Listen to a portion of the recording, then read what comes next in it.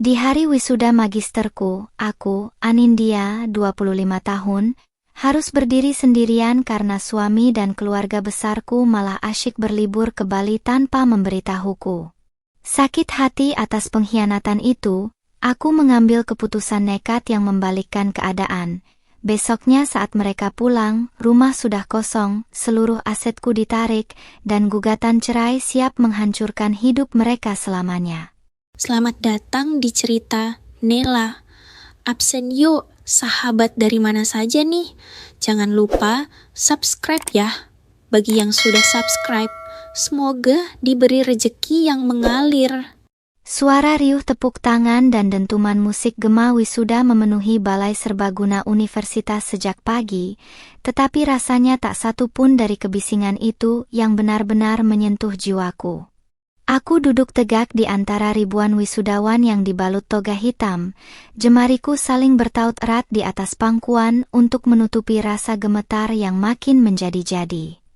Dari balik jilbab pasmina yang kukenakan, kusepatkan pandangan mengedar ke area kursi tamu untuk kesekian kalinya, berharap melihat sosok yang seharusnya berdiri di sana. Sayangnya, deretan kursi khusus keluarga itu tetap terasa begitu asing dan kosong bagiku. Sejak 3 hari lalu, aku sudah memastikan jadwal keberangkatan dan susunan acara wisuda magisterku ini kepada suami dan ibu mertuaku. Aku mengingat betul bagaimana aku menyampaikan lembaran undangan resmi itu dengan penuh rasa hormat di meja makan keluarga. Suamiku hanya mengangguk bergumam tanpa benar-benar menatap mataku, sementara ibu mertua justru sibuk mengusap layar ponselnya tanpa memberikan jawaban pasti. Aku mencoba berpikiran positif saat itu, meyakini bahwa mereka mungkin hanya sedang lelah setelah seharian mengurus bisnis keluarga. Namun, keraguan yang tertanam halus itu kini berubah menjadi kenyataan yang menghantam dada dengan sangat telak. Saat pembawa acara mulai memanggil nama-nama lulusan terbaik untuk maju ke atas panggung, aku menyaksikan teman-teman di sekelilingku tersenyum lebar sembari melambaikan tangan ke arah tribun penonton. Ada kehangatan luar biasa yang terpancar dari tatapan orang tua dan pasangan mereka yang hadir membawa buket bunga serta papan ucapan selamat. Sementara itu, milikku hanyalah selembar map ijazah yang kupeluk dingin tanpa ada satupun ucapan selamat dari orang tersayang. Ketika namaku akhirnya digemakan melalui pengeras suara, aku melangkah naik ke panggung dengan dagu tetap terangkat, berusaha menjaga martabatku di depan ratusan pasang mata. Rektor tersenyum hangat saat memindahkan tali togaku dari kiri ke kanan, mengapresiasi kerja keras yang telah kutempuh selama 2 tahun terakhir. Aku membalas senyuman itu dengan anggukan sopan, walau di dalam dada ada rasa hampa yang membakar begitu hebat. Langkah kakiku saat turun dari panggung terasa begitu berat, seolah-olah lantai marmer yang kutapaki terbuat dari tanah lumpur yang menghisap seluruh energiku. Begitu acara resmi berakhir dan ruangan mulai dipenuhi oleh sanak keluarga yang berfoto bersama, aku berjalan perlahan menuju sudut lorong gedung yang sedikit lebih tenang. Ponsel di genggamanku tetap membisu tanpa ada satupun panggilan masuk atau pesan singkat dari suamiku. Penasaran sekaligus takut, aku memberanikan diri membuka aplikasi pesan singkat dan menekan grup obrolan keluarga besar yang biasanya sepi di jam kerja.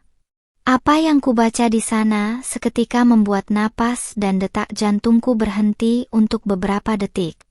Puluhan foto berkualitas tinggi baru saja diunggah ke dalam grup tersebut oleh ibu mertuaku dengan ucapan syukur yang sangat ceria. Di sana, terlihat jelas suamiku sedang tertawa lepas memegang kelapa muda di tepi pantai kawasan Nusa Dua, Bali, dikelilingi oleh adik ipar dan ibu mertuaku yang tampil mencolok. Mereka semua tampak begitu bahagia menikmati sinar matahari tropis, berpakaian santai khas liburan tanpa sedikit pun beban di wajah mereka. Tidak ada satu kata pun yang mendoakan atau menanyakan bagaimana prosesi wisudaku berlangsung hari ini. Aku tertegun membaca salah satu keterangan foto yang ditulis oleh adik ipar perempuanku, Liburan keluarga mendadak yang paling seru. Akhirnya bisa menyegarkan pikiran setelah berminggu-minggu merencanakannya bersama Mama dan Mas. Kata-kata itu menghantam kesadaranku seperti cambukan keras yang membuka mataku lebar-lebar. Mereka tidak pernah lupa, dan keberangkatan ini bukanlah acara mendadak. Mereka telah merencanakannya jauh-jauh hari di belakangku, tepat pada tanggal yang sudah bertahun-tahun kutandai di kalender rumah. Ibu mertuaku bahkan membalas foto itu dengan tulisan penuh kebanggaan, memuji betapa perhatian anak laki-lakinya yang telah membelikan tiket pesawat kelas bisnis dan memesan resor mewah untuk mereka semua. Tidak ada rasa bersalah, tidak ada permohonan maaf, apalagi kesadaran bahwa anak menantunya sedang berjuang sendirian di hari pentingnya.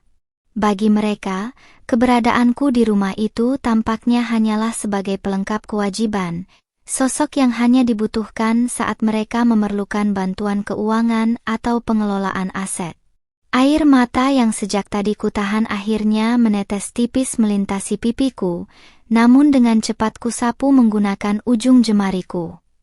Rasa sakit hati yang tadinya begitu menyiksa perlahan-lahan berubah menjadi sebuah dingin yang amat pekat di dalam hatiku. Kebingungan dan rasa kasihan pada diri sendiri yang sempat menguasaiku kini menguap, digantikan oleh kepastian yang sangat jernih mengenai apa yang harus kulakukan selanjutnya. Aku tidak lagi merasa perlu menangisi orang-orang yang dengan sengaja membuangku dari momen berharga dalam hidupku. Aku melangkah keluar dari area kampus menuju parkiran mobil dengan ketenangan yang luar biasa asing. Di dalam kendaraan, aku membuka tas dan mengeluarkan beberapa berkas penting yang memang sengaja kusimpan rapi di dalam map kulit tebal. Sertifikat kepemilikan rumah atas namaku, surat aset atas seluruh kendaraan yang mereka pakai, serta laporan keuangan dari perusahaan keluarga yang selama ini kubangun dan kubiayai sendiri kini ada di pangkuanku. Mereka lupa bahwa seluruh kenyamanan yang mereka nikmati saat ini berdiri di atas namaku dan usahaku sendiri. Menghubungi pengacara pribadiku adalah hal pertama yang kulakukan begitu mesin mobil kunyalakan. Dengan suara yang tegas dan tanpa sedikit pun keraguan, aku memintanya untuk segera menyiapkan seluruh dokumen hukum yang diperlukan untuk besok pagi. Selain dokumen perceraian yang sudah bulat kuputuskan, aku juga memerintahkan penarikan total atas seluruh izin penggunaan aset, pembekuan rekening bersama, serta pengalihan seluruh hak milik yang selama ini kupinjamkan atas nama kebaikan keluarga. Mengendarai mobil melintasi jalanan kota yang padat, aku menatap lurus ke depan dengan senyuman tipis yang penuh makna. Senyuman dari seorang wanita yang telah selesai mengalah dan tidak akan pernah lagi memberikan toleransi atas rasa ketidakberhargaan yang disuntikkan secara perlahan. Biarlah hari ini mereka tertawa puas di bawah langit Bali yang cerah, menikmati hasil dari kebohongan mereka. Sebab besok pagi, saat mereka melangkah pulang ke rumah ini, mereka akan menyadari betapa mahalnya harga dari sebuah pengkhianatan. Mobil yang kukunyaki perlahan memasuki pekarangan rumah mewah 2 lantai yang tampak sepi dan lengang. Tatapanku tertuju pada fasad bangunan megah yang seluruh biaya pembangunan serta sertifikat tanahnya murni atas nama pribadiku. Dulu, aku rela membagikan segalanya demi menunjukkan rasa bakti dan cintaku pada suami serta keluarga besarnya. Namun sore ini, bangunan berarsitektur modern ini tak lagi terasa seperti tempat pulang, melainkan sekadar struktur beton dingin yang siap kutinggalkan tanpa penyesalan. Memasuki pintu utama, keheningan langsung menyambut langkah kakiku yang bergaung pelan di atas lantai marmer. Aku berjalan lurus menuju ruang kerja pribadi yang kuncinya selalu terikat rapi di gantungan kunciku sendiri. Di dalam ruangan inilah seluruh rahasia kekuatan finansialku tersimpan rapi, dokumen legalitas perusahaan ekspor-impor yang kudirikan dari nol, sertifikat kepemilikan saham, hingga deretan surat aset bernilai miliaran rupiah. Jemariku bergerak sigap membuka brankas baja yang tertanam rapi di balik lemari buku. Tanpa sedikit pun rasa ragu, aku mengeluarkan seluruh dokumen penting, paspor, serta emas batangan yang memang kukumpulkan sebagai investasi pribadi. Semuanya kumasukkan ke dalam tas travel berukuran besar yang sudah kusiapkan di sudut meja. Tak ada gunanya meninggalkan barang berharga di rumah ini saat penghuninya yang lain gemar mengklaim apa yang bukan hak mereka. Aku tahu betul bagaimana tabiat ibu mertuaku yang seringkali menggunakan barang-barang peninggalanku tanpa izin setiap kali aku sedang tidak berada di rumah. Tak lama kemudian, suara bel rumah berbunyi nyaring, menandakan kedatangan tim pengangkut barang dan tim hukum yang telah kuhubungi sejam lalu. 2 orang pria bersetelan jas rapi berjalan masuk, dipimpin langsung oleh Pak Hendra, pengacara keluarga yang selama ini mengurus seluruh legalitas bisnisku. Wajah pengacara senior itu tampak prihatin saat melihatku masih mengenakan riasan wisuda tipis di balik jilbabku. Beliau memegang map tebal berisi lembaran-lembaran surat yang siap diresmikan sore ini.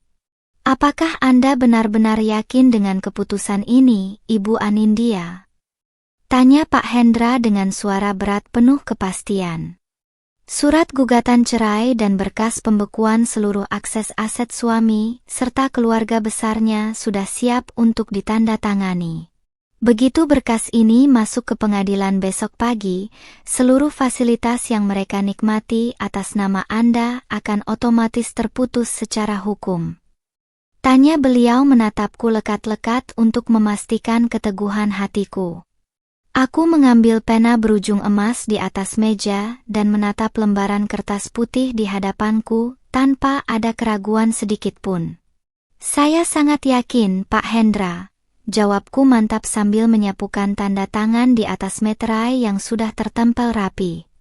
Cukup sudah saya menjadi sosok yang dimanfaatkan dan tidak dihargai di rumah ini. Mulai detik ini, saya menarik kembali seluruh kebaikan yang pernah saya berikan kepada orang-orang yang bahkan tidak sudi hadir di hari bahagia saya. Setelah semua berkas hukum selesai ditandatangani, aku memberi isyarat kepada tim pengangkut barang yang menanti di luar. Dalam hitungan menit, mereka mulai memindahkan seluruh perabotan dan barang-barang mewah yang kubeli dengan uang pribadiku. Sofa kulit premium import, televisi layar lebar resolusi tinggi, kulkas 2 pintu, hingga hiasan-hiasan kristal berharga mahal dari ruang tamu satu persatu diangkut keluar. Aku tidak menahan satupun barang yang sah menjadi hak milikku secara hukum. Aku berdiri di tengah ruang tengah yang perlahan-lahan menjadi kosong melompong dan menyisakan ruang hampa yang luas. Bekas-bekas pajangan foto pernikahan kami di dinding kini tertutup debu tipis, meninggalkan jejak persegi kosong yang tampak menyedihkan. Aku menghampiri bingkai foto pernikahan kami berukuran besar yang masih tergantung anggun, lalu tanpa ragu menurunkan serta memasukkannya ke dalam kantong sampah hitam. Rasa cinta yang dulu begitu menggebu kini telah runtuh, tersapu oleh kenyataan betapa murahnya diriku di mata mereka. Ponsel di saku bajuku kembali bergetar pelan, memperlihatkan notifikasi dari grup obrolan keluarga yang masih terus memamerkan kemewahan liburan mereka di Bali. Ibu mertuaku mengunggah video pendek saat mereka menikmati makan malam romantis di sebuah restoran seafood mewah tepi pantai Jimbaran. Dalam video itu, suamiku tersenyum lebar sembari mengucapkan terima kasih karena sang ibu telah mengatur liburan yang begitu menyenangkan bagi mereka. Kebohongan dan keegesan mereka tersaji begitu nyata di depan mata. Aku membalas pesan di grup tersebut untuk pertama kalinya sejak pagi tadi, membiarkan jemariku menari dingin di atas layar touchscreen. Selamat menikmati liburannya. Semoga kenangan manis di Bali bisa menjadi kenangan terakhir yang paling berkesan untuk kalian semua. Pesan singkat namun syarat makna itu langsung kukirimkan tanpa menunggu balasan dari siapapun. Setelah itu, Aku dengan tenang mematikan saluran komunikasi dan keluar dari grup keluarga tersebut selamanya. Langkah terakhirku sore ini adalah mendatangi area garasi rumah tempat 2 mobil mewah terparkir rapi. Salah satunya adalah mobil sport keluaran terbaru yang selalu dibanggakan suamiku di depan teman-temannya. Mobil yang cicilan dan balik namanya sepenuhnya menggunakan dana dari rekening bisnisku. Truk towing yang sudah kupesan tiba tepat waktu di depan pagar. Tanpa ragu, aku menyerahkan kunci cadangan kepada petugas untuk mengangkut kedua kendaraan tersebut menuju tempat penyimpanan khusus milik perusahaan hukumku. Ketika pintu pagar besi besar itu terkunci rapat untuk terakhir kalinya dari luar, aku berdiri di samping mobil pribadiku dengan helaan napas lega yang luar biasa. Rumah besar itu kini berdiri kosong, dingin, dan benar-benar kehilangan seluruh kemewahannya dalam waktu kurang dari 5 jam.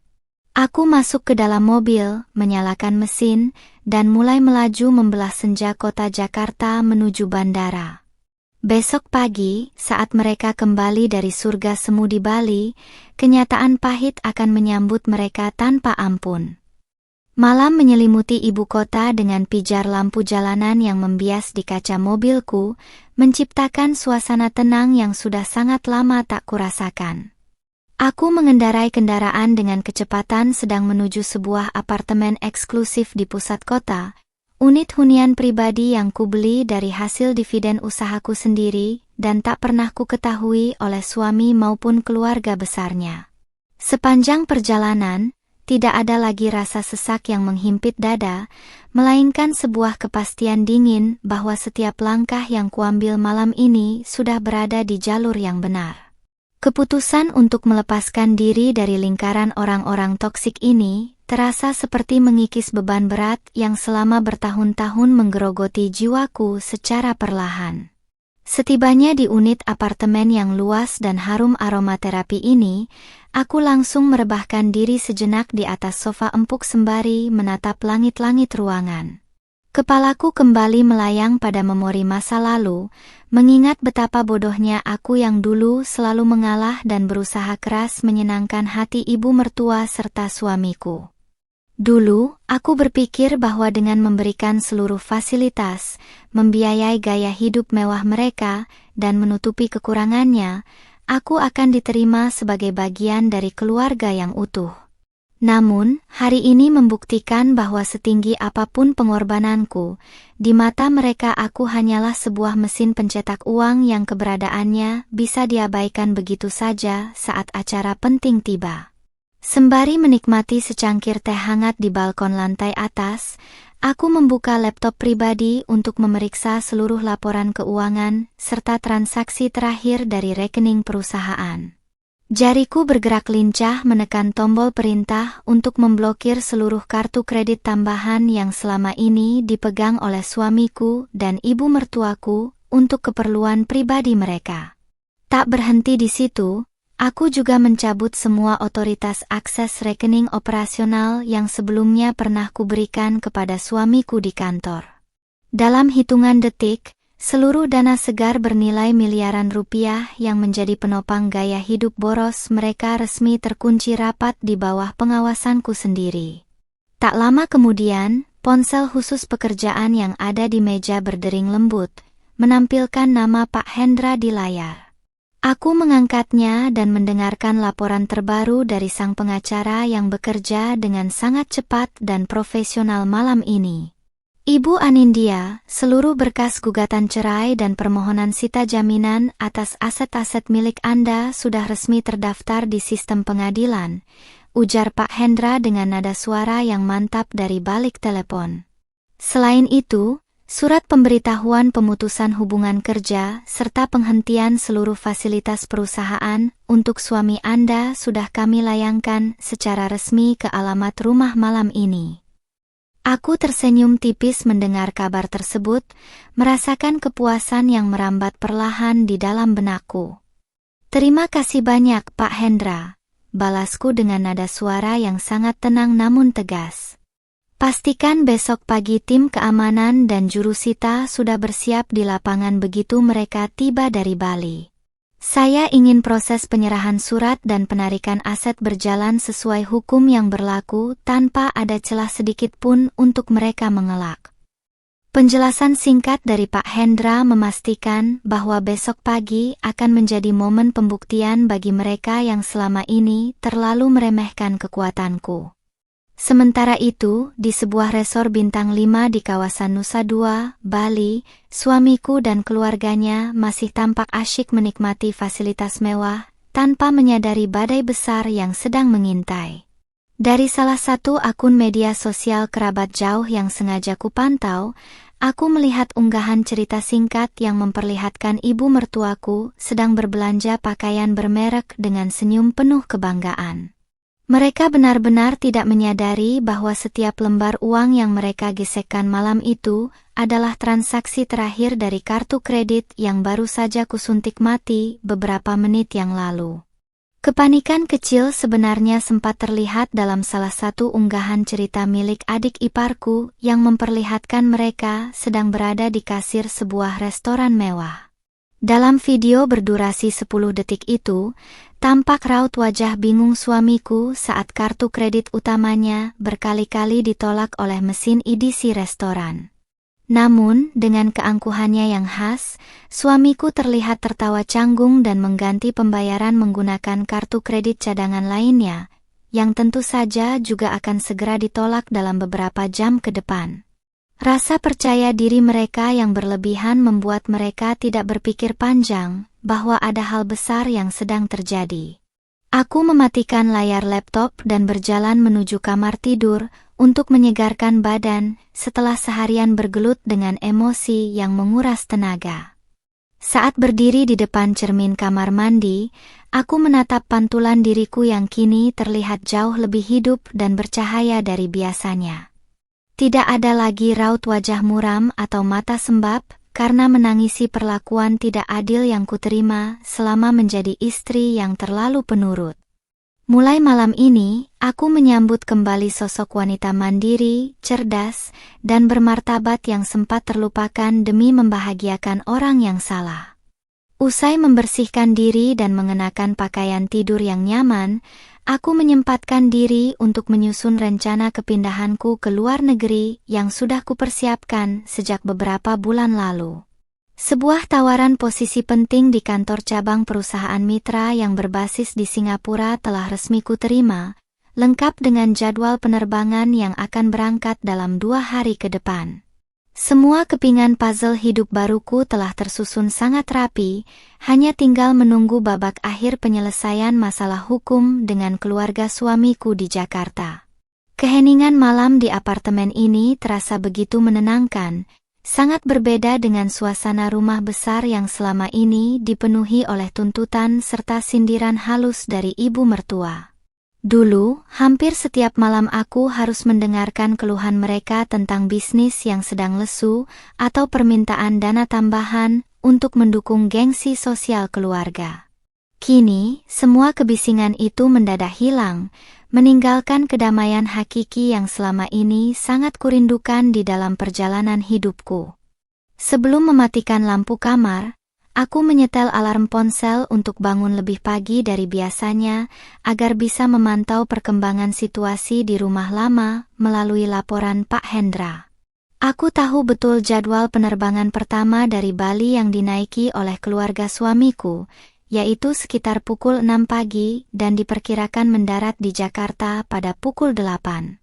Bayangan tentang bagaimana raut wajah sombong mereka berubah menjadi panik saat melangkah masuk ke rumah yang kosong melompong membuatku mengukir senyuman dingin di kegelapan malam.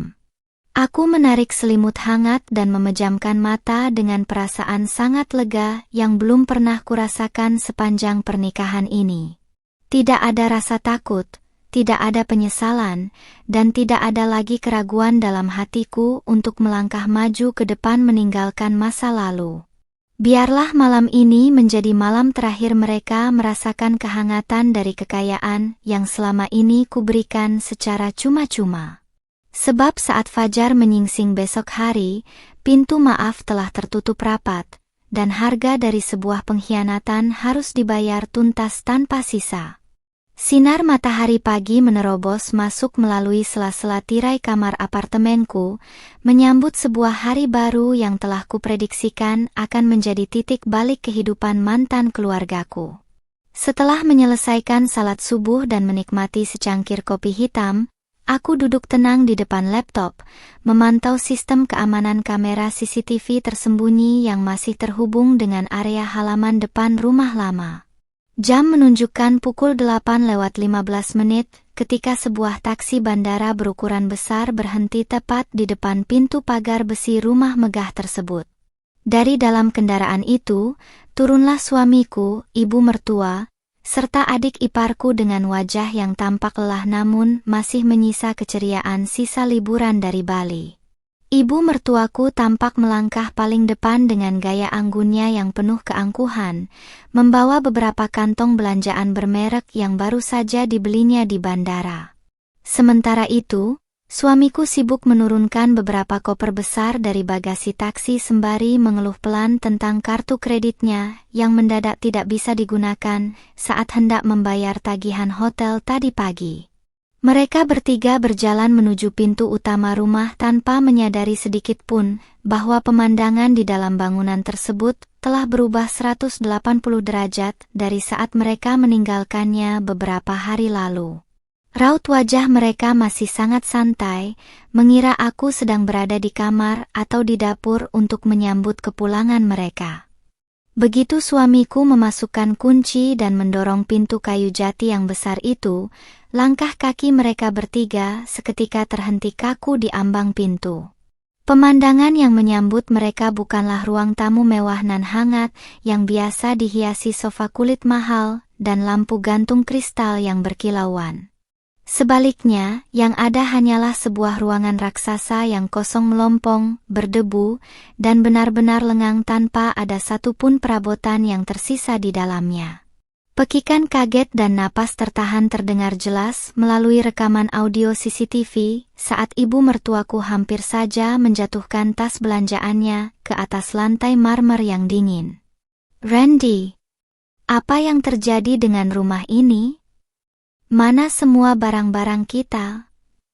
teriak ibu mertuaku dengan suara melengking yang syarat akan kepanikan mendalam. Matanya liar mengedar ke setiap sudut ruangan, menatap dinding-dinding polos yang kini hanya menyisakan jejak bekas gantungan foto dan hiasan dinding yang telah kucopot. Suamiku sendiri tampak berdiri terpaku dengan mulut sedikit terbuka, matanya membelalak tak percaya saat melihat ruang tengah yang biasanya dipenuhi barang-barang elektronik canggih kini bersih tak berbekas. Koper yang dipegangnya terlepas begitu saja dari genggaman, menciptakan bunyi dentuman keras yang bergema di dalam ruangan hampa tersebut. Dengan langkah cepat dan panik, suamiku berlari menuju arah garasi samping rumah untuk memeriksa kendaraan kesayangannya yang biasa terparkir rapi di sana. Namun, penderitaan mental mereka baru saja dimulai.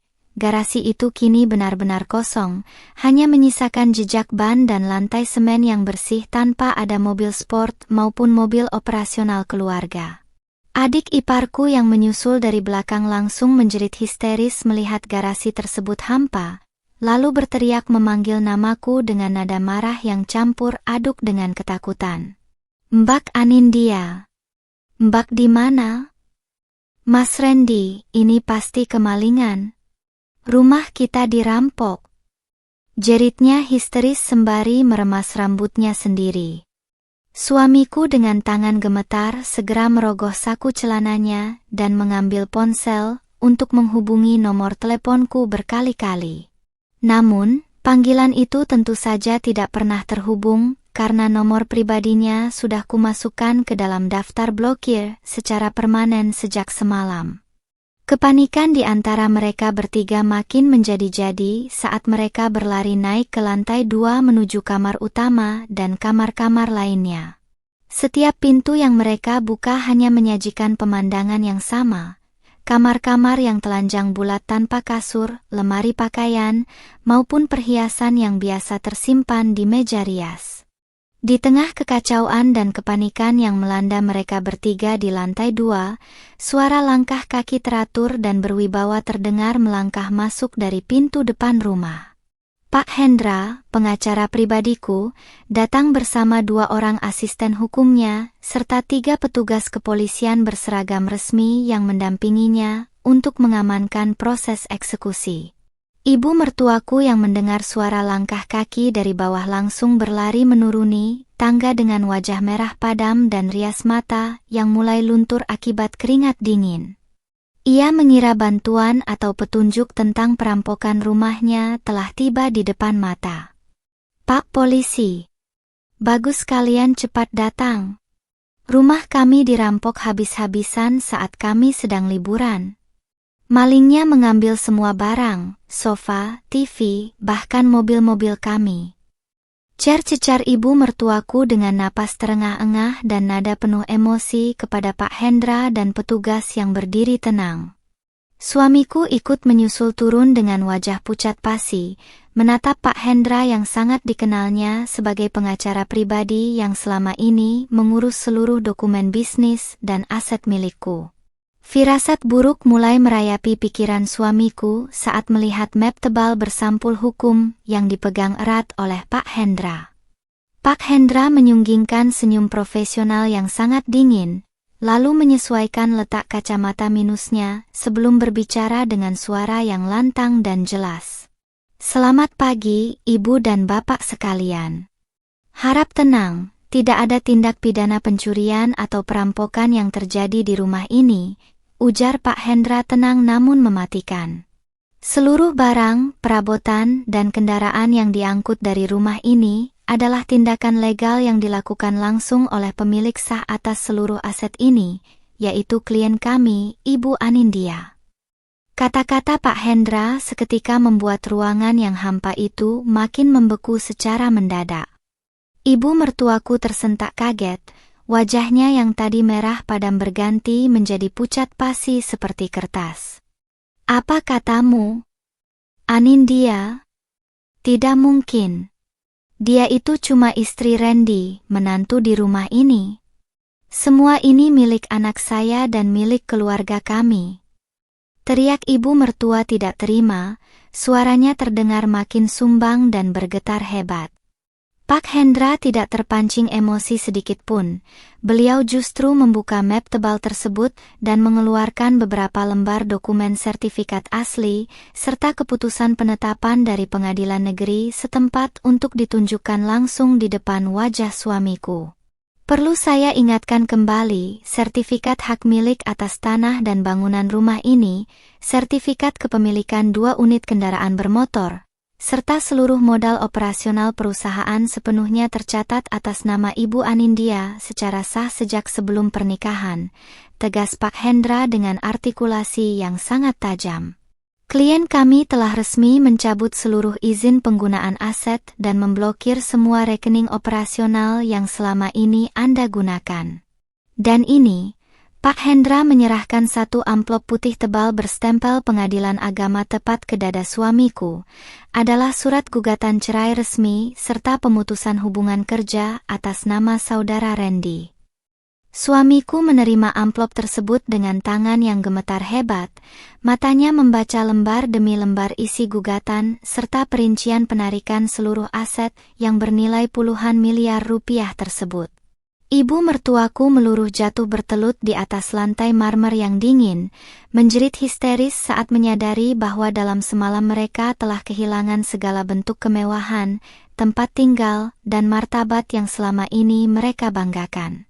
Melalui layar monitor di apartemenku, aku menyaksikan kepanikan dan tangisan penyesalan mereka dengan senyuman tenang, menyadari bahwa balasan atas pengkhianatan di hari wisudaku baru saja dimulai. Suara jeritan dan tangisan histeris ibu mertuaku memenuhi seluruh sudut ruangan yang hampa, bergaung memantul di dinding-dinding tinggi rumah yang tak lagi berpenghuni itu. Ibu mertuaku memegangi dada dengan napas memburu, bertelut di atas lantai marmer sembari menatap surat-surat legalitas yang berserakan di depannya. Di sampingnya, adik iparku ikut menangis sesenggukan, matanya terbelalak menatap ruang tengah yang kini bersih tanpa menyisakan satupun perabotan yang biasa ia pamerkan di media sosial. Kebanggaan, keangkuhan, dan rasa superioritas yang selama ini mereka pupuk rapat-rapat seketika hancur berkeping-keping dalam hitungan detik. Suamiku, atau lebih tepatnya calon mantan suamiku, berdiri mematung dengan wajah sepucat mayat, memegangi surat gugatan cerai di tangannya yang bergetar tanpa henti. Matanya membaca setiap baris tuntutan hukum dengan panik, mulai dari pembatalan hak guna aset, penarikan saham perusahaan, hingga tuntutan ganti rugi atas dana operasional yang pernah disalahgunakannya.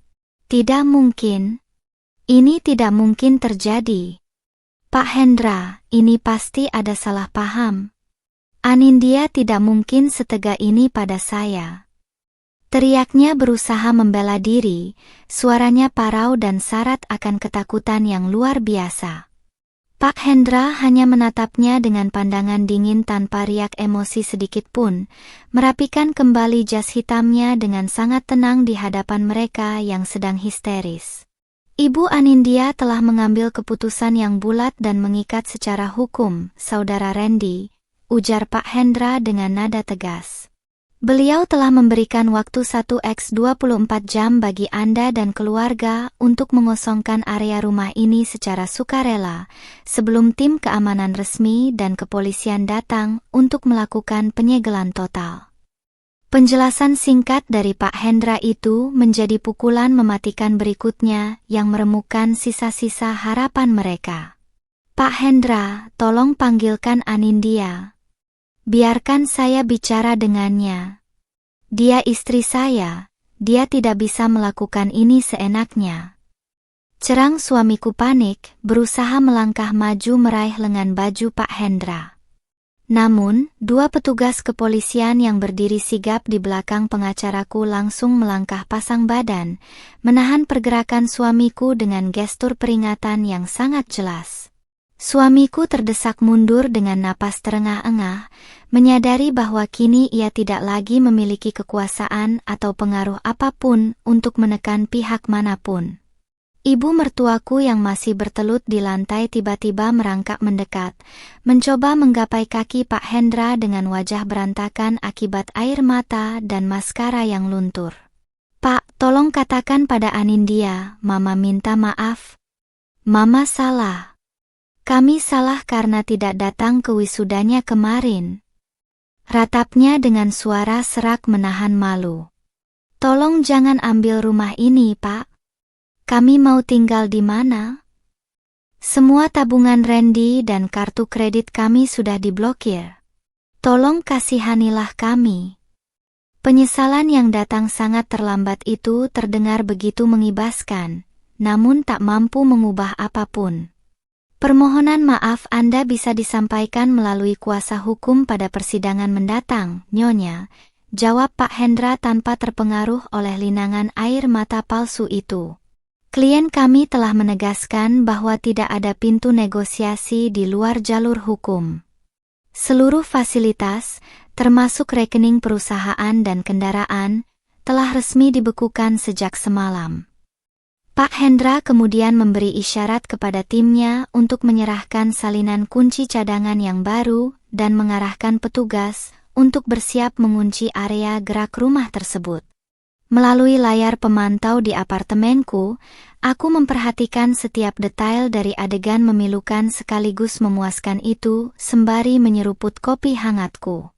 Tidak ada sedikit pun rasa iba yang tersisa di dalam hatiku melihat air mata mereka menetes di atas lantai yang kosong. Mengingat bagaimana mereka tertawa gembira di balik kemarin, tanpa memikirkan perasaanku yang berjuang sendirian di panggung wisuda, rasa sakit di dadaku kini telah terbayarkan tuntas. Mereka harus belajar bahwa setiap tindakan egois yang disengaja selalu memiliki harga yang sangat mahal untuk dibayar. Kepanikan di rumah kosong itu makin tidak terkendali ketika adik iparku mencoba memesan taksi online untuk membawa koper-koper mereka pergi. Namun, aplikasi di ponselnya terus-menerus menolak transaksi, karena seluruh kartu kredit, serta akun dompet digital yang selama ini terhubung dengan rekening utamaku telah dinonaktifkan secara otomatis. Mas Randy, kartuku tidak bisa dipakai. Saldo di rekeningku kosong. Jerit adik iparku histeris sembari melempar ponselnya ke lantai dengan frustrasi mendalam. Suamiku dengan cepat merogoh dompetnya sendiri, membukanya dengan terburu-buru hingga beberapa kartu ATM dan kartu kredit berjatuhan ke lantai. Namun, sia-sia saja, semua kartu itu hanyalah lembaran plastik tanpa guna, karena seluruh akses keuangan keluarga mereka bergantung penuh pada perusahaan yang kudirikan. Wajahnya makin liar menatap sekeliling rumah yang hampa, menyadari kenyataan pahit bahwa tanpa diriku dan kekayaanku, mereka bertiga hanyalah orang-orang kaya palsu yang tak memiliki apa-apa. Pak Hendra bersama tim hukum dan pihak kepolisian mulai melangkah mundur menuju pintu keluar, memberikan batas waktu yang jelas sebelum penyegelan resmi dilaksanakan sore nanti. Kami beri waktu hingga pukul 4 sore ini untuk Anda bertiga membawa koper-koper pakaian ini keluar dari properti, ucap Pak Hendra dingin di dekat pintu utama. Lewat dari jam tersebut, petugas kami akan mengunci pintu pagar secara permanen dan memproses pidana siapapun yang mencoba masuk tanpa izin pemilik sah. Begitu pintu depan ditutup dari luar oleh tim hukumku, suamiku langsung terduduk lemas di ambang pintu, menangkupkan kedua tangan di wajahnya sembari menangis terseduh-seduh. Ibu mertuaku terus meratap menyalahkan keputusan konyol mereka yang nekat pergi ke Bali dan mengabaikanku, sementara adik iparku duduk terdiam membisu di atas kopernya dengan tatapan kosong. Rumah megah yang dulu selalu dipenuhi keangkuhan dan perintah-perintah otoriter dari ibu mertua kini, hanya menyisakan jeritan penyesalan yang terlambat di antara dinding-dinding yang dingin. Aku menutup laptopku dengan perlahan, mematikan sambungan pemantau CCTV, lalu berdiri membelakangi jendela apartemen yang menampilkan pemandangan kota Jakarta dari ketinggian. Senyuman tipis terukir di wajahku saat melihat tas pakaian serta dokumen perjalananku sudah terkemas rapi di dekat pintu keluar. Hari ini, mereka akan merasakan sendiri bagaimana rasanya dibuang, diabaikan, dan ditinggalkan tanpa kepastian, tepat seperti apa yang pernah mereka lakukan padaku di hari wisudaku. Terik matahari siang memancar terik di atas jalanan kompleks perumahan elit itu, menyinari tiga sosok yang kini terduduk lesu di teras luar rumah yang sudah tak bisa lagi mereka masuki. Suamiku, ibu mertuaku, dan adik iparku duduk bersandar pada koper-koper besar mereka dengan wajah sembab dan pakaian yang tampak kusut. Tetangga-tetangga sekitar yang biasanya menyapa mereka dengan hormat kini mulai melintas pelan dengan kendaraan masing-masing, memberikan tatapan aneh dan bisik-bisik penuh keheranan. Mahkota kemewahan yang selama ini mereka banggakan di depan publik seketika tanggal, menyisakan rasa malu yang luar biasa menusuk hingga ke tulang. Ibu mertuaku mencoba menutupi wajahnya dengan selendang yang ia kenakan, tak sanggup menahan rasa malu saat beberapa tetangga di pandangannya mulai memperhatikannya dengan tatapan bertanya-tanya. Randy, cepat telepon teman-teman bisnismu. Atau telepon kolega mamah di klub sosial. Minta bantuan mereka untuk memesankan kita kamar hotel atau menjemput kita di sini. Ratap ibu mertua dengan suara serak yang bergetar. Rasanya baru kemarin ia memamerkan foto-foto liburan mewahnya di grup arisan bertaraf atas, dan kini ia harus menanggung kehancuran harga diri yang begitu cepat. Suamiku mengambil ponselnya dengan tangan gemetar, menekan satu persatu nomor teman dekat dan rekan kerjanya untuk meminta bantuan atau sekadar meminjam dana darurat. Namun, seolah takdir sedang mempermainkan mereka, jawaban yang diterima di balik telepon sungguh sangat menyakitkan. Berita tentang pembekuan aset, pencabutan jabatan suamiku di perusahaan, dan gugatan cerai yang kumajukan rupanya telah menyebar cepat di lingkungan bisnis kota ini. Satu persatu rekan yang dulu sangat manis padanya kini mendadak beralasan sibuk, bahkan beberapa di antaranya langsung mematikan telepon tanpa rasa segan. "Mas, bagaimana ini? Kartu debitku benar-benar mati, bahkan aplikasi ojek online di ponselku tidak bisa memproses pesanan karena saldo utamanya terikat pada kartu kredit Mumu yang diblokir." Cerang adik iparku dengan kepanikan yang makin menjadi-jadi. Wajahnya yang biasanya dipenuhi riasan mahal kini pucat pasi tanpa tersisa rasa percaya diri sedikit pun. Ia yang biasa menghamburkan uang puluhan juta rupiah setiap minggu untuk berbelanja pakaian dan perawatan kecantikan kini, bahkan tidak mampu membeli sebotol air mineral dingin untuk meredakan dahaga di bawah terik matahari. Di dalam mobil rental ber-AC yang kuparkir agak jauh di ujung jalan kompleks, aku menyaksikan pemandangan itu melalui balik kaca hitam kendaraan. Aku memang sengaja melintas sejenak untuk memastikan proses penutupan dan pengosongan rumah berjalan sesuai dengan instruksi tim hukumku. Melihat mereka bertiga yang dulu begitu angkuh dan seringkali memandang rendah keputusanku kini terlunta-lunta di pinggir jalan, tidak ada air mata penyesalan yang keluar dari mataku. Rasa empati yang dulu selalu kuberikan untuk mereka telah sepenuhnya habis terbakar bersama dengan sikap durhaka mereka di hari wisudaku. Jam menunjukkan pukul 2 siang ketika sebuah mobil minibus tua milik kerabat jauh ibu mertuaku akhirnya tiba di lokasi setelah berkali-kali dipanggil dan diyakinkan melalui telepon. Pria paruh baya yang mengendarai mobil itu turun dengan raut wajah heran, memperhatikan 3 koper besar dan kondisi bertiga yang tampak seperti pengungsi di depan rumah megahnya sendiri. Dengan rasa malu yang ditahan setengah mati, ibu mertuaku terpaksa meminta bantuan pria itu untuk mengangkut barang-barang mereka menuju rumah kerabatnya yang terletak di kawasan pinggiran kota yang sempit dan padat. Momen saat suamiku memindahkan koper ke dalam bagasi mobil tua itu terlihat begitu menyedihkan dan penuh ironi. Mobil sport yang biasa digunakannya untuk pamer di jalanan utama kini telah diangkut oleh tim penarik aset milik perusahaan hukumku, meninggalkannya harus menaiki kendaraan tua yang biasanya sangat ia hina.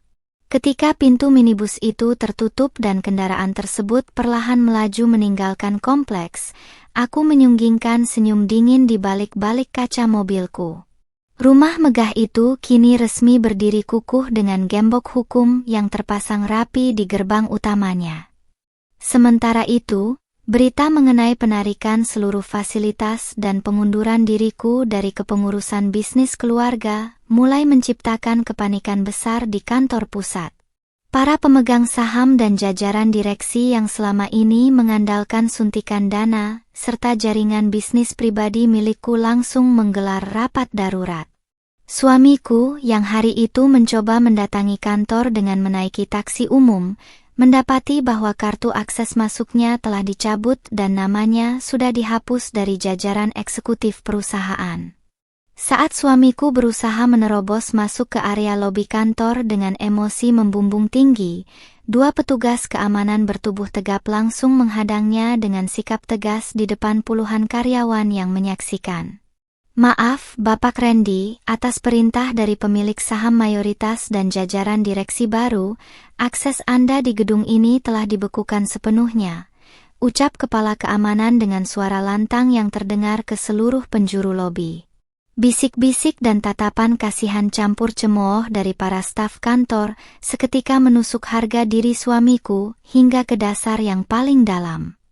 Ia berdiri mematung di tengah lobi gedung pencakar langit yang dulu sangat dibangga-banggakannya sebagai arena kekuasaannya. Tanpa dukungan dana dan legalitas dariku, posisi direktur yang selama ini ia sandang hanyalah sebuah gelar kosong tanpa pengaruh apapun. Kejayaan dan kehormatan yang ia nikmati selama 3 tahun pernikahan kami runtuh total hanya dalam waktu kurang dari 24 jam. Rasa frustrasi dan kemarahan yang membuncah di dadanya tak mampu mengubah kenyataan bahwa ia kini telah kehilangan segalanya. Di tempat terpisah, Aku melangkah masuk ke dalam kantor pengacara Pak Hendra untuk menyelesaikan tahap akhir penandatanganan pengalihan hak kelola seluruh bisnisku ke lembaga profesional. Pak Hendra menyambutku dengan senyuman penuh rasa hormat, menyodorkan beberapa berkas terakhir yang akan menjamin bahwa mantan suamiku maupun keluarganya tidak akan pernah bisa menyentuh 1 sen pun dari kekayaanku di masa depan. Semua sudah berjalan sesuai rencana, Ibu Anindya. Pengadilan telah menjadwalkan sidang pertama untuk perceraian ini minggu depan, terang Pak Hendra dengan mantap.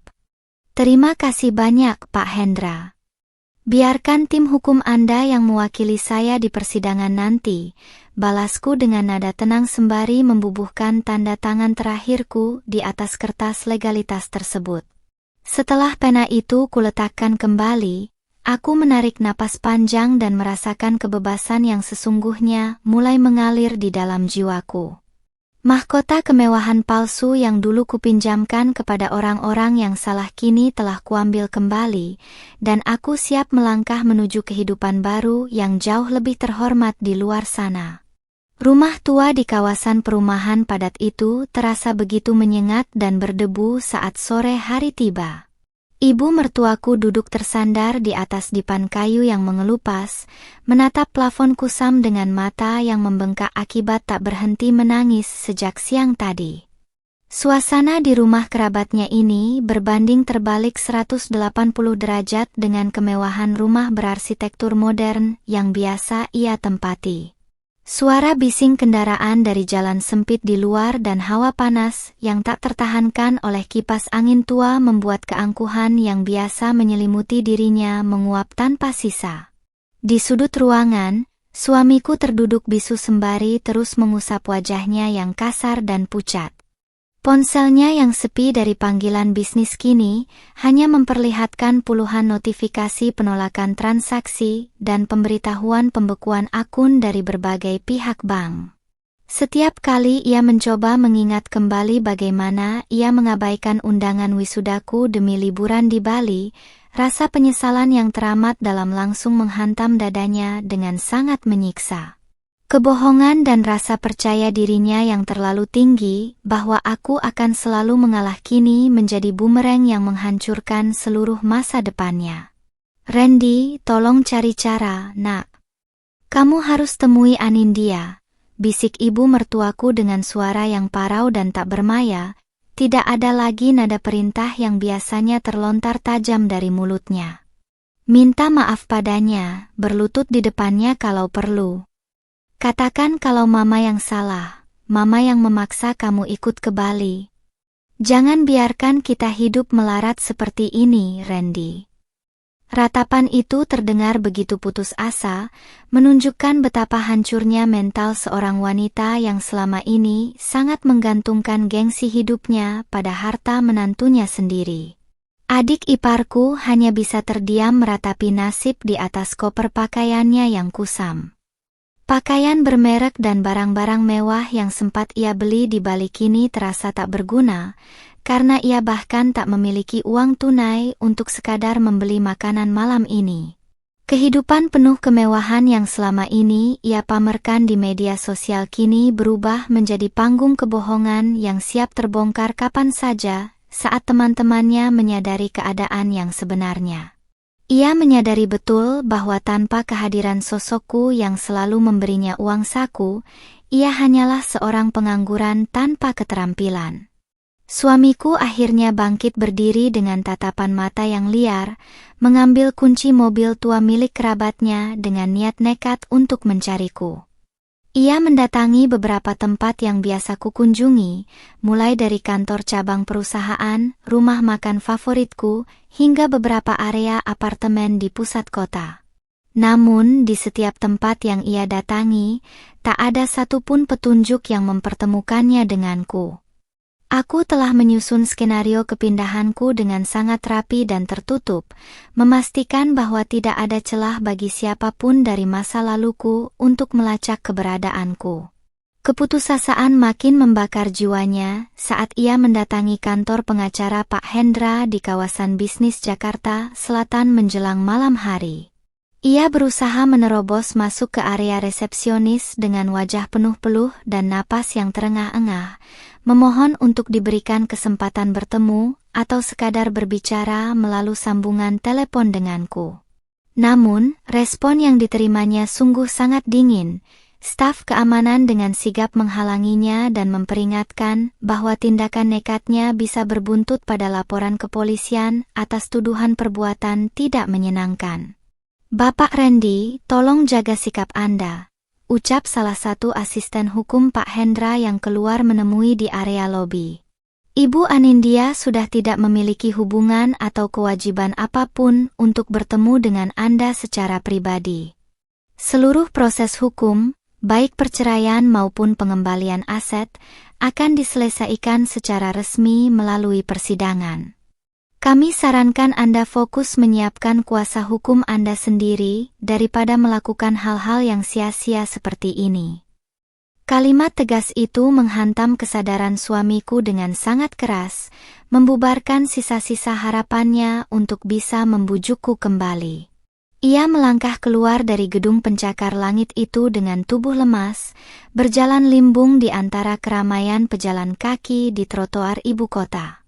Bayangan saat-saat aku melayaninya dengan penuh kesabaran, menyiapkan keperluannya, dan mendukung karirnya tanpa menuntut banyak hal kini berputar seperti film di benaknya.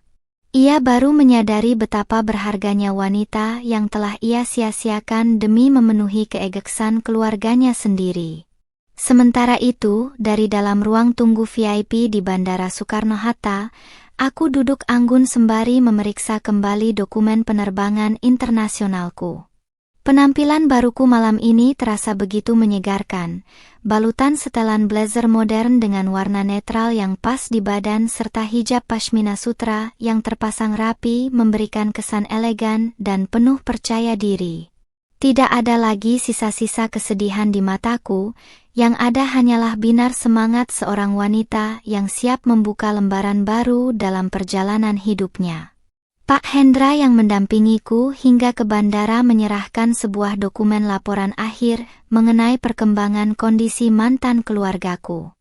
Setelah membaca singkat ringkasan mengenai kepanikan dan kehancuran finansial yang mereka alami hari ini, aku mengangguk pelan dan mengembalikan berkas tersebut dengan senyuman tipis. "Biarkan mereka menjalani proses hukum yang berlaku, Pak Hendra. Saya sudah sepenuhnya melepas masa lalu itu dan tidak akan pernah menengok ke belakang lagi," ucapku mantap dengan nada suara yang tenang.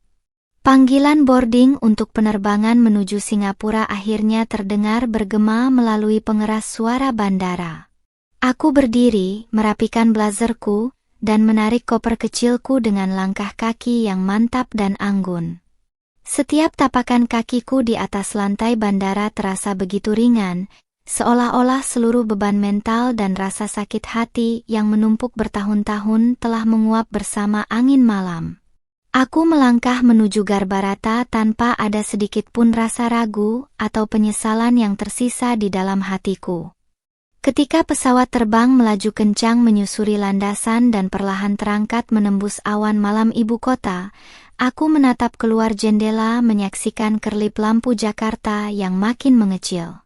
Di bawah sana, orang-orang yang dulu meremehkan dan membuangku di hari bahagia kini sedang tenggelam dalam penyesalan yang tak bertepi. Biarlah malam ini menjadi saksi penutup kisah lamaku yang penuh kepedihan, karena besok pagi, saat matahari menyingsing di negeri yang baru, aku akan menyambut kehidupan baru yang jauh lebih bersinar dan bermartabat. Gemerlap lampu kota Singapura menyambut kedatanganku di luar area kedatangan Bandara Changi, menghadirkan hawa udara bersih yang langsung menyegarkan pikiranku. Aku melangkah keluar dengan percaya diri, mengenakan setelan blazer elegan yang dipadukan dengan hijab pashmina berwarna senada yang membingkai rapi wajahku. Mobil penjemputan dari kantor pusat mitra bisnisku sudah menunggu di depan pintu keluar lengkap dengan seorang pengemudi ramah yang membantuku membawakan koper. Senyuman hangat yang kutampilkan pagi ini adalah bentuk kebahagiaan jujur dari seorang wanita yang akhirnya terbebas penuh dari bayang-bayang masa lalu yang kelam. Kediaman baruku di sebuah unit apartemen mewah kawasan Marina Bay menawarkan pemandangan teluk yang sangat indah dan menenangkan dari balkon lantai atas. Begitu masuk, aku menarik napas dalam-dalam dan merasakan kedamaian hakiki yang belum pernah kurasakan selama 3 tahun membina rumah tangga bersama mantan suamiku. Tidak ada lagi ketakutan akan kritikan pedas dari ibu mertua, tidak ada lagi kelelahan mental karena harus menanggung gaya hidup keluarga yang parasit, dan tidak ada lagi rasa diremehkan. Di tempat yang baru ini, seluruh kerja keras, kecerdasan, dan martabatku dihargai sebagaimana mestinya.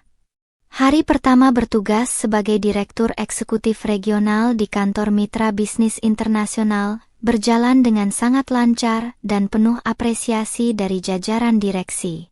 Saat berdiri di depan panggung ruang rapat mempresentasikan strategi ekspansi perusahaan, aku melihat tatapan kekaguman dari para kolega profesional yang hadir dari berbagai negara.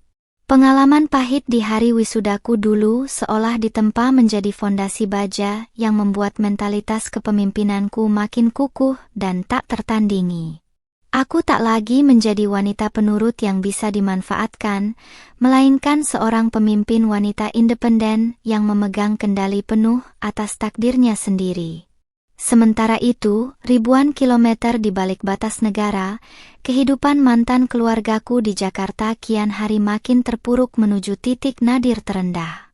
Tanpa kehadiran dana operasional dariku dan berhentinya seluruh aset yang kubekukan, bisnis keluarga yang dijalankan suamiku gulung tikar hanya dalam hitungan hari. Tagihan utang pribadi dari berbagai pihak yang selama ini ditutupi dengan menggunakan kartu kredit utamaku kini mulai menumpuk dan ditagih secara agresif oleh pihak debt collector. Rumah tua kerabat tempat mereka menumpang kini setiap hari didatangi oleh penagih utang yang membuat ibu mertuaku terus-menerus pingsan karena ketakutan dan rasa malu. Ibu mertuaku, yang dulu selalu tampil dengan perhiasan mencolok dan pakaian bermerek untuk pamer di hadapan teman-teman sosialitanya, kini terpaksa menjual satu persatu barang berharga tersisa yang sempat ia bawa. Namun, uang hasil penjualan perhiasan tersebut tak cukup untuk membayar 1/100 dari total beban finansial dan biaya hidup yang biasa mereka habiskan. Setiap kali ia melihat foto-foto kenangan masa lalunya yang dipenuhi kemewahan, tangisan histeris dan penyesalan selalu pecah dari mulutnya. Ia terus meratap menyalahkan sikap sombongnya sendiri yang tega mengabaikan wisudaku demi sebuah liburan semu di Bali.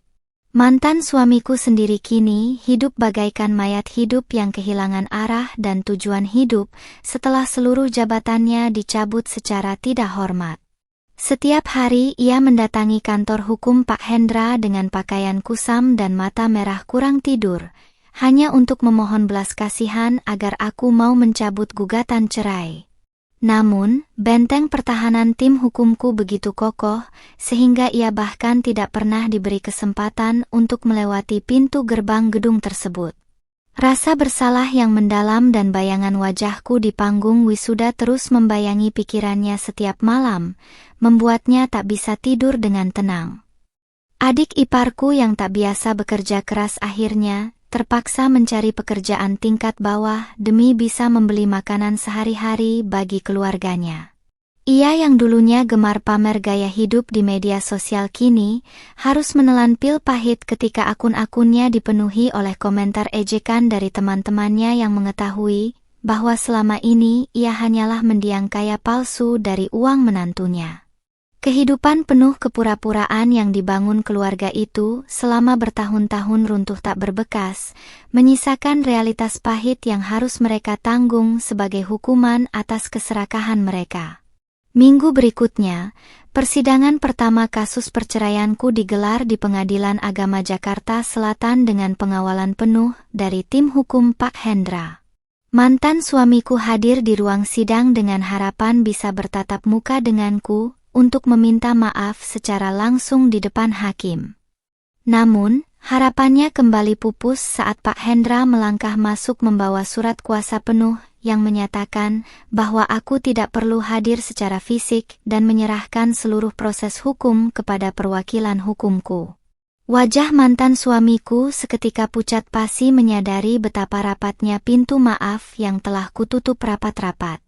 Di dalam ruang sidang, Pak Hendra menyerahkan seluruh bukti otentik mengenai pengalihan aset, pembuktian kepemilikan modal usaha, serta bukti-bukti keterlantaran dan ketidakberhadiran keluarga suami di hari pentingku. Majelis hakim yang memeriksa berkas-berkas tersebut dengan cepat menyetujui seluruh tuntutan hukum yang kutuliskan dalam draft gugatan. Tidak ada alasan atau pembelaan yang bisa disampaikan oleh pihak mantan suamiku, karena seluruh bukti hukum yang dihadirkan Pak Hendra bersifat mengikat dan tak terbantahkan. Ketika sidang selesai dan ketukan palu hakim mengesahkan proses perceraian serta penarikan total seluruh aset, mantan suamiku terduduk lemas di bangku ruang sidang sambil menangkupkan wajahnya. Tangisannya pecah di depan para pengunjung sidang yang menatapnya dengan pandangan dingin tanpa simpati. Ia sadar bahwa ikatan dengan wanita yang selama ini mengangkat derajat hidup keluarganya telah terputus secara sah di mata agama dan hukum negara, tanpa ada jalan sedikit pun untuk kembali. Berita mengenai kemenangan mutlak atas kasus hukum tersebut diterimaku melalui sambungan video call dari Pak Hendra saat aku sedang menikmati makan malam di sebuah restoran tepi pantai di Singapura. Aku mendengarkan penjelasan Pak Hendra dengan tenang sembari tersenyum anggun, memandangi kerlip lampu kapal-kapal mewah di lautan lepas. Selamat Ibu Anindya. Anda kini resmi menjadi wanita yang sepenuhnya bebas secara hukum dan finansial, ucap Pak Hendra memberikan ucapan selamat dengan penuh rasa hormat. Terima kasih banyak atas bantuan luar biasanya, Pak Hendra. Balasku lembut sebelum mengakhiri sambungan telepon dengan perasaan lega yang membumbung tinggi. Aku menyesap minumanku perlahan, menikmati angin malam yang berembus lembut menyentuh hijabku dengan penuh rasa syukur. Pembalasan terindah atas sebuah pengkhianatan bukanlah dengan balasan dendam yang kotor, melainkan dengan membuktikan bahwa kita mampu bangkit berdiri jauh lebih tinggi dan bersinar lebih terang tanpa keberadaan orang-orang yang pernah meremehkan kita. 6 bulan berlalu sejak penerbangan malam itu membawaku meninggalkan seluruh luka di Jakarta, dan kini kehidupanku di Singapura telah mencapai ritme yang sempurna. Di bawah kepemimpinanku, kantor cabang regional berhasil membukukan kenaikan profit hingga 200%, membuat namaku makin diperhitungkan di kalangan pebisnis Asia Tenggara. Pagi ini, aku melangkah percaya diri memasuki ballroom Hotel Bintang 5 untuk menghadiri puncak acara penghargaan Women Business Leader of the Year. Dibalut gaun malam berpotongan modern dan santun bernuansa emas redup dan pashmina sutra yang terpasang sempurna, aku hadir bukan lagi sebagai korban pengkhianatan, melainkan sebagai simbol keteguhan wanita independen. Sorot lampu panggung memancar terang saat pembawa acara menyuarakan namaku sebagai pemenang utama penghargaan bergengsi tersebut. Suara tepuk tangan gemuruh dari ratusan pebisnis elit dunia memenuhi ruangan besar itu saat aku berjalan naik ke atas panggung dengan anggun. Sembari memegang piala kristal di tanganku, aku menatap lurus ke arah kamera yang menyiarkan acara ini secara langsung ke berbagai jaringan berita internasional. Dalam pidato singkatku, aku menyampaikan bahwa kekuatan terhebat seorang wanita bukanlah saat ia bertahan dalam ketidakadilan, melainkan saat ia berani melangkah pergi dan membuktikan kualitas dirinya di tempat yang menghargainya. Di sebuah kontrakan sempit beratap seng di pinggiran Jakarta, siaran langsung penghargaan tersebut tak sengaja tertonton oleh mantan suamiku melalui layar ponsel lamanya yang retak. Wajahnya yang kini tirus, kusam, dan tak terurus seketika membeku saat melihat sosok wanita yang dulu disia-siakannya kini berdiri megah di panggung dunia. Air mata penyesalan yang terlambat jatuh menetes di atas lembaran surat tagihan utang yang menumpuk di mejanya. Sosok istri berhijab yang dulu selalu menyiapkan sarapannya dalam diam kini telah terbang begitu tinggi, menembus batasan yang tak akan pernah bisa ia jangkau lagi seumur hidupnya. Ibu mertuaku yang duduk di sudut ruangan dengan tubuh makin kurus akibat penyakit darah tinggi yang menggerogotinya, ikut menatap layar ponsel itu dengan tatapan hampa. Tidak ada lagi sisa-sisa wajah angkuh atau riasan tebal yang dulu selalu ia banggakan saat menghina keberadaanku. Jeritan histeris dan tangisannya yang dulu sering pecah kini berganti menjadi kesenyapan yang menyiksa, menyadari bahwa keputusannya memilih liburan ke Bali telah merenggut seluruh masa depan anak kesayangannya. Kehidupan mereka kini sepenuhnya bergantung pada bantuan tetangga dan pekerjaan serabutan yang dilakukan adik iparku untuk sekadar membeli beras. Adik iparku sendiri baru saja pulang dari sebuah toko pakaian tempatnya bekerja sebagai pelayan toko dengan gaji pas-pasan. Tubuhnya lelah dan tangannya kasar akibat bekerja belasan jam sehari. Melihat tayangan kakaknya di layar ponsel, ia meluruh jatuh di lantai semen yang dingin, menutup mukanya dengan kedua tangan sembari menangis terseduh-seduh. Ia mengingat kembali bagaimana dulu ia dengan sombongnya memamerkan barang-barang mahal yang dibeli dari uangku di media sosial. Kini, jangankan membeli barang bermerek, untuk membeli sepasang sepatu kerja yang layak saja, ia harus menabung berbulan-bulan. Mantan suamiku mencoba menekan tombol panggilan ke nomor perwakilan hukumku di Jakarta untuk kesekian kalinya, dengan suara gemetar memohon agar diberi kesempatan menyampaikan sepatah kata selamat padaku. Namun, telepon itu hanya tersambung ke sekretaris kantor hukum yang menyahut dengan sangat dingin bahwa seluruh jalur komunikasi untuknya telah ditutup secara permanen. Bapak Randy, tolong terima kenyataan bahwa Ibu Anindya sudah berada di dunia yang berbeda dengan Anda. Tolong berhenti mengganggu kehidupan beliau, tegas suara di balik telepon sebelum memutuskan sambungan secara sepihak. Pria itu melempar ponselnya ke kasur tipis di luaran lantai, menangkupkan kepalanya di antara kedua lutut sembari terisak tanpa suara di kegelapan kamar. Ia teringat pada hari wisudaku, hari di mana ia memilih tertawa di pantai Bali bersama keluarganya ketimbang berdiri mendampingiku. Rasa sakit, pengabaian, dan dinginnya kesendirian yang kurasakan hari itu kini berbalik menghantamnya 1000 kali lebih keras. Ia menyadari dengan sangat sadar bahwa kehancuran hidupnya bukanlah karena hukum atau pengacara, melainkan karena keegoisan dan kejahatan hatinya sendiri. Sementara itu, usai acara penganugerahan di Singapura, aku melangkah menuju area taman terbuka di atap hotel untuk menikmati hembusan angin malam yang sejuk. Seorang pria tampan berpenampilan sangat rapi berpaspor Indonesia yang juga merupakan mitra investor utama perusahaan melangkah mendekat, membawa 2 cangkir minuman hangat. Sikapnya begitu santun dan penuh rasa hormat, berbeda jauh dengan perlakuan yang pernah kuterima dari mantan suamiku di masa lalu. Ia menatapku dengan binar kekaguman yang jujur atas pencapaian dan keteguhan prinsip hidupku. Selamat atas penghargaannya, Anindya. Pidatomu di panggung tadi sungguh sangat menginspirasi, ucapnya lembut sembari menyerahkan cangkir minuman padaku dengan jarak yang sangat menjaga etika. Dunia bisnis membutuhkan lebih banyak pemimpin wanita sepertimu, yang tak hanya cerdas secara finansial, tetapi juga memiliki martabat dan karakter yang sekuat baja. Aku tersenyum hangat membalas pujian itu, merasakan betapa indahnya ketika keberadaan dan pemikiranku dihargai secara setara oleh orang-orang yang berkelas. Kami berbincang hangat mengenai proyek-proyek kemanusiaan dan pembangunan sekolah yang sedang kurencanakan untuk dibangun di beberapa daerah terpencil di Indonesia. Membagikan sebagian dari keberhasilan finansialku untuk membantu pendidikan anak-anak kurang mampu menjadi tujuan hidup baruku yang memberikan kepuasan batin luar biasa. Dulu, kekayaanku dihabiskan untuk membiayai gaya hidup parasit keluarga yang tidak tahu berterima kasih. Kini, setiap sen yang kumiliki mengalir menjadi keberkahan bagi orang-orang yang benar-benar membutuhkan. Aku melihat bayangan diriku di kaca jendela besar restoran atap, sosok wanita berhijab usia 25 tahun yang telah melewati badai pengkhianatan terbesar dalam hidupnya dan keluar sebagai pemenang sejati.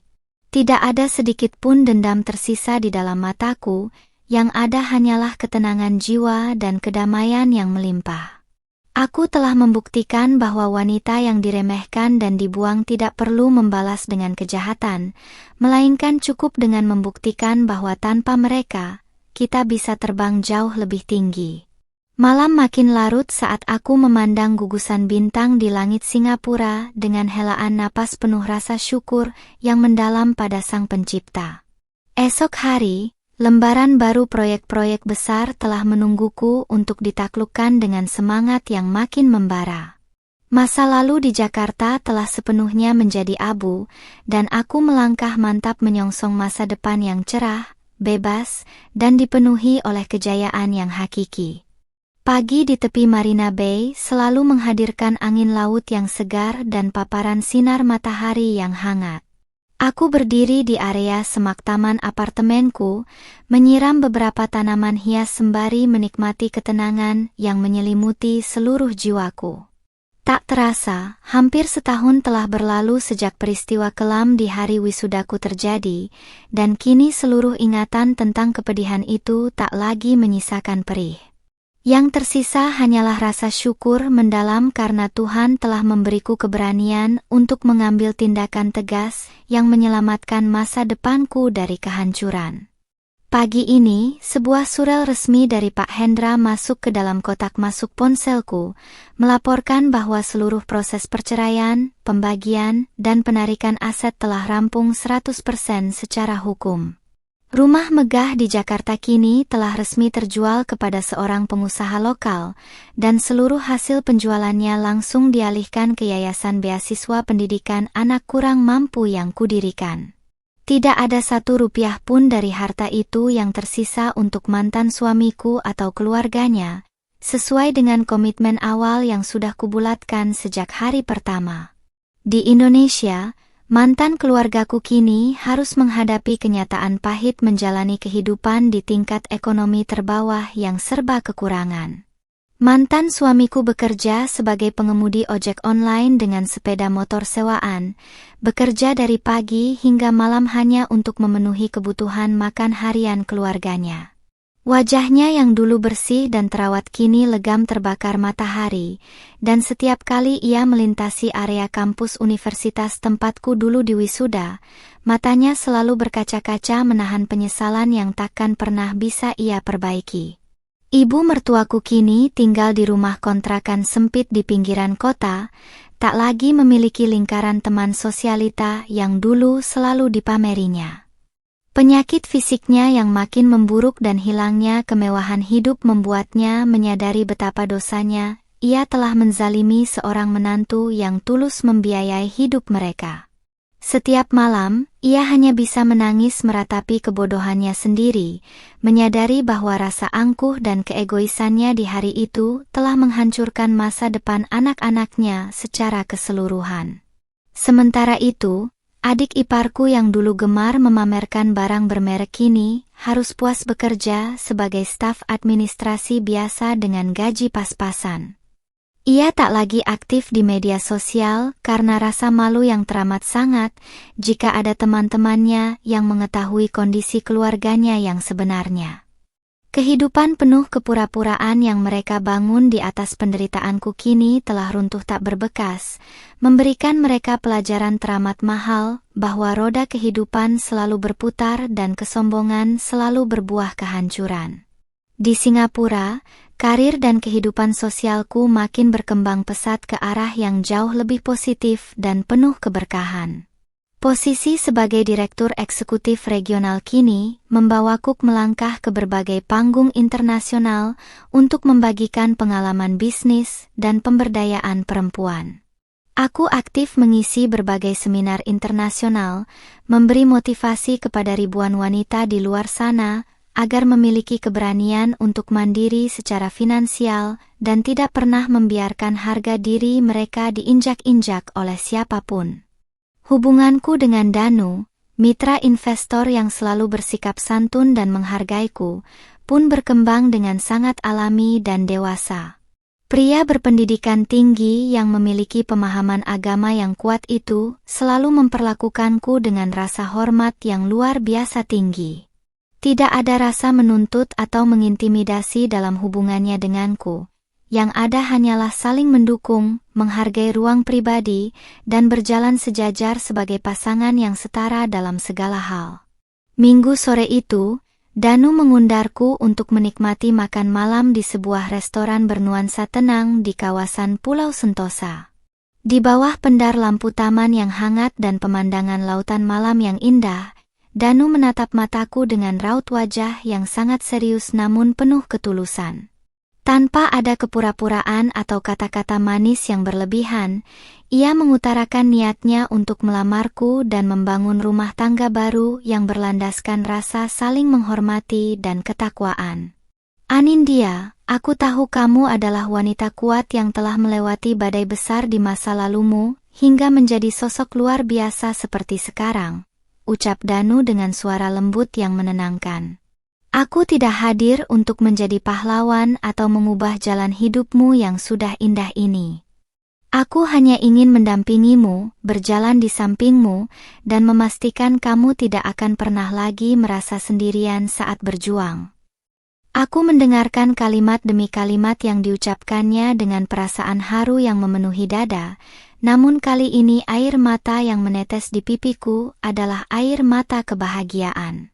Tatapan mata Danu yang tulus dan menghargaiku sebagai seorang individu utuh membuatku yakin bahwa pintu hatiku yang dulu sempat tertutup rapat kini telah siap untuk terbuka kembali.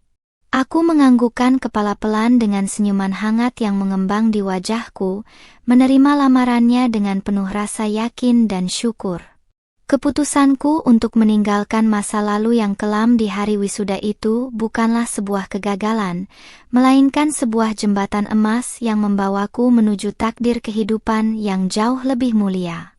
Aku telah membuktikan bahwa seorang wanita berhijab yang diremehkan dan dibuang sanggup berdiri di atas kakinya sendiri, merebut kembali haknya, dan mencapai puncak kejayaan tanpa harus merendahkan dirinya.